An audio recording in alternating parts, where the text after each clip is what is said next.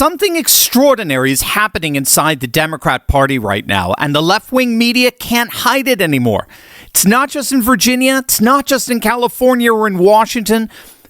The walls are closing in on the Democrat Party from literally every direction.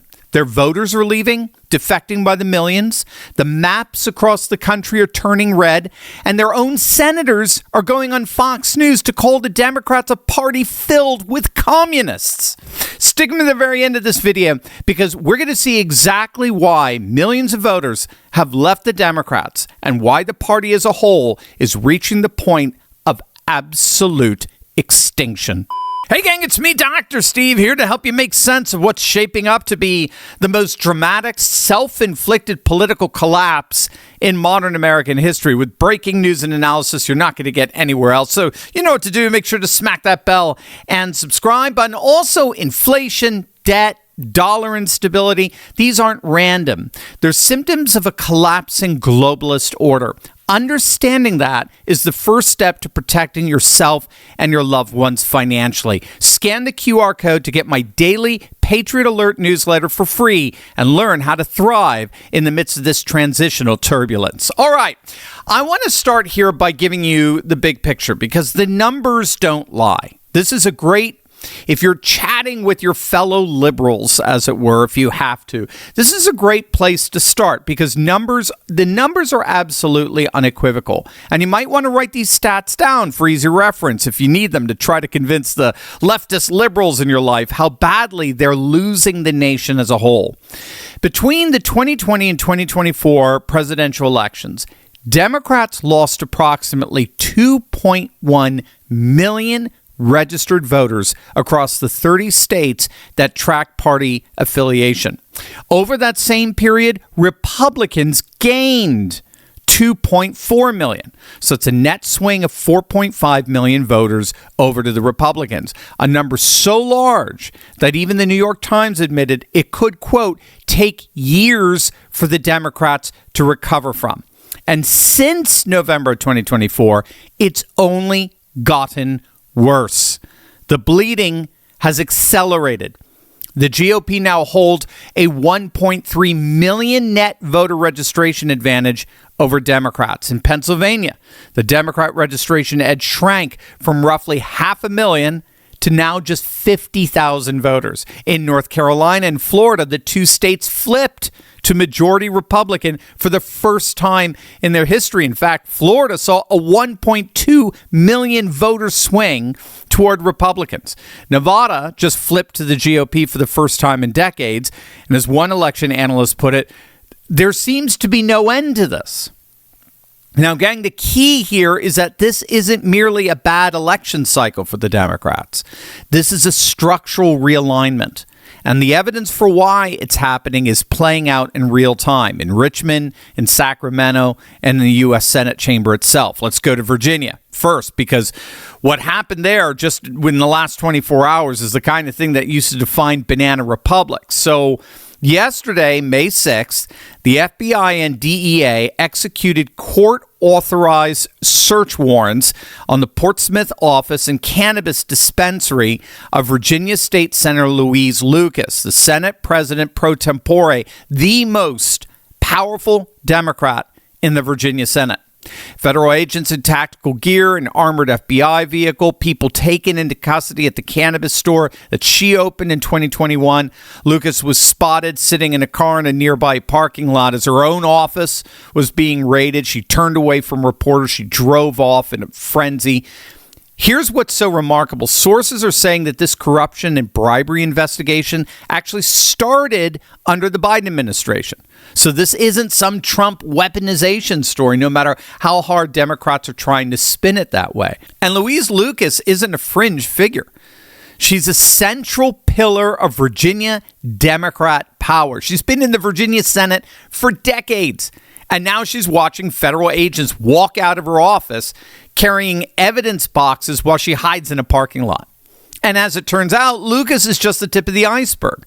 A Fairfax Commonwealth Attorney's Office under Democrat Steve Descano, a Soros-backed progressive prosecutor, is under investigation by the DOJ for allegedly offering preferential treatment only to illegal alien criminal defendants, offering sweetheart plea deals that it refuses to offer to American citizens. And this in a county where of 4 murders so far this year, 3 were allegedly committed by illegal migrants.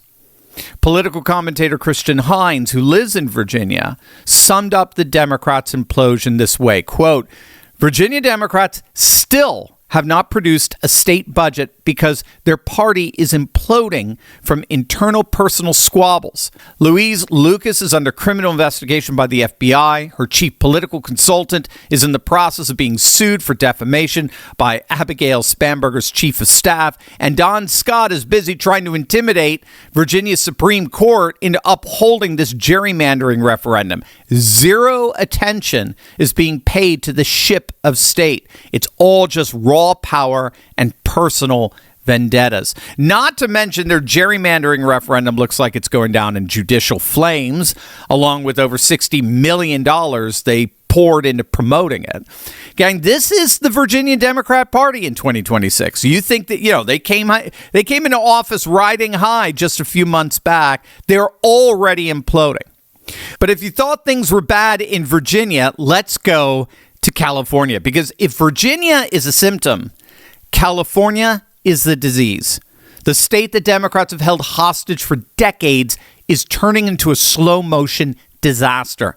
And now even CNN is admitting it. If the state is failed, if the education system has failed, if it's an affordability crisis, if we're only one of 5 states where people are actually leaving instead of going into, if you have all these problems, is it a good idea to have one party rule for so long? And Hilton, I think, has articulated that. I asked him yesterday, is it possible for a Republican to get elected governor of California? He has a way to lay out the math that shows, yes, you could attract independents and even some disaffected Democrats who are sort of fed up with the fact that they live in a state that's beautiful and has all these things going for it, but has been so mismanaged that people hate living here so much that they're fleeing to Miami and other places. And watching this debate tonight, watching Democrats argue with each other about how to raise more taxes, how to further ruin health care, how to let in more illegal immigrants, it makes you believe that someone like Steve Hilton, if you just articulate the right questions, sometimes that can get you pretty far in a campaign. Scott. The only way a Republican wins in California if it's somehow out of this crazy jungle primary, 2 Republicans make it. But if there is one Democrat against Steve Hilton, whether it's Tom Steyer, whether it's Javier Becerra, that Democrat is going to win. And my response to that is, you're probably right. But my question is that a good thing? Is it a good thing for California to continue to just vote for the same party that has created all these problems that everyone seems to agree do exist? And here's the tragic comic part in all of this. I like that term, tragic comic. These Democrats can't even figure out what to run on. If they double down on the Gavin Newsom status quo, they have to own a state that's unaffordable, overrun with homelessness, and hemorrhaging residents and jobs by the millions. But if they criticize the Newsom record too heavily, then they start sounding like who? They start sounding like Republicans. So they sit on the fence and say nothing of consequence, while the Republican candidates, Chad Bianco and Trump-endorsed Steve Hilton, quietly continue to make gains among California's exhausted electorate. But if you think it's bad for the Democrats in California, wait until you see the latest in the redistricting wars. This is going to absolutely make your day. But first, did you know that every bit of focus and clarity you feel begins inside your mitochondria, the tiny power plants in your cells? And when they weaken, your thinking slows, your energy drops, and even simple tasks feel harder. So this is why researchers are so interested in methylene blue. Doctors have used it for more than a century to treat malaria, blood poisoning, and cyanide exposure. In recent years, scientists have discovered something even more interesting. In small controlled doses, methylene blue can support healthy mitochondrial energy production, especially in the brain. Dr. Anna Yaroslavsky from the University of Massachusetts calls it a cellular reboot because it helps the brain produce cleaner, more efficient energy. In 2025, the hype gained traction. People now use methylene blue to support mental clarity, sharper thinking, and healthy aging without relying on stimulants. But purity matters. Many products online are aquarium-grade blue dyes or unregulated powders that are not meant for human use. The wellness company's Recharge is in a league of its own. It's pharmaceutical-grade methylene blue. It's paired with PQQ and NAD, the ultimate brain hack hybrid. And for a limited time, you get 15% off your order plus free shipping. So just head on over to twc.health/Turley and use code Turley to get 15% off your order. Feel the difference. Think clearer. Recharge. Click on that link below right now. The Republicans are going full steam ahead with obliterating the Democrat Party in red states throughout the country. And the shockwaves are already being felt from Florida to Alabama to Tennessee to Georgia to South Carolina. The New York Post is reporting that the Republicans are now positioned to potentially flip up to 14 House seats in their favor heading into the November midterms. And the shockwaves are already spreading across the South. Florida's called a special session to add 4 new GOP seats. Mississippi's governor says he'll do the same and add 1 seat. Tennessee's governor has called an extraordinary legislative session specifically to redraw the Memphis district, the state's only Democrat congressional seat.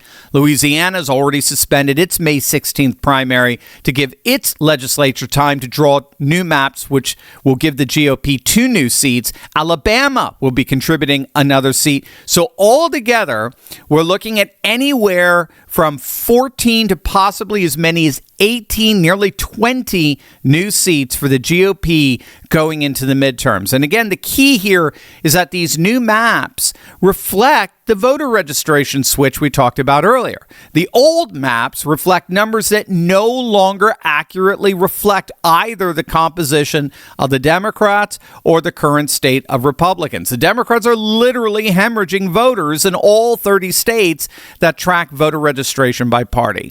And so it's no wonder that we're beginning to see defections among high-level Democrat politicians. There's been studies that show that Democrats are out-switching Republicans 4-1. 4 times as many Democrats become Republicans than the other way around.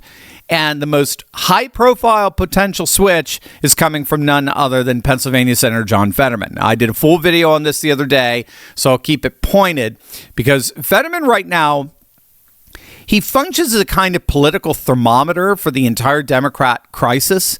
The more he speaks out against the ideological extremism of his own party, the more isolated he becomes, both from his colleagues and from Democrat rabid rank and file. And the more isolated he becomes, the more clearly you can see just how far the party has drifted from the voters who are leaving it. Fetterman called the May Day protests an orgy of socialism. He accused Code Pink of being strongly aligned with the CCP and without a doubt financed by hostile foreign interests. He warned of a communist takeover in Maine, a reference to Graham Plattner, the Democrat Senate frontrunner, who literally posted online in 2021 that he was a full-blown communist. And as a result, Fetterman's approval among Pennsylvania Democrats has imploded. It's collapsed to barely 20%. His former chief of staff has gone public against him. Progressive groups have declared him a traitor, and they want him primaried. And Politico just published a piece titled "Inside the Quiet Republican Effort to Flip Fetterman," documenting a senator who is now in the Republican cloakroom, in Republican group texts, having dinner with Republican families.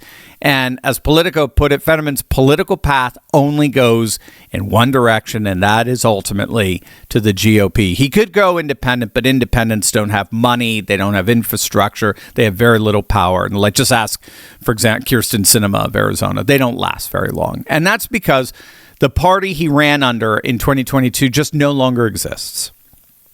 So here's the big picture, gang, because all of these stories, Virginia, California, the maps, the voter registration collapse, Fetterman, they're not separate stories. They're all chapters of the same book, a book about a party in abject decline. We are watching the Democrat Party implode in real time, all across the nation, even in some of the bluest of blue states, and there's nothing they can do about it because once the doom loop takes over, it's only a matter of time before they completely unravel. The Democrat Party isn't just losing elections, it's imploding ideologically, structurally, and electorally, and there's absolutely nothing anyone can do to stop it. So what do you guys think? Let me know in the comment section below. I want to hear what you have to say. And always make sure to smack that bell and subscribe button for breaking news and analysis. You're not going to get anywhere else. Love you guys. God bless. Love the channel? You'll love Patriot Alerts even more. Free daily news and my weekly wrap-up straight to your inbox. Sign up for free by scanning the QR code below.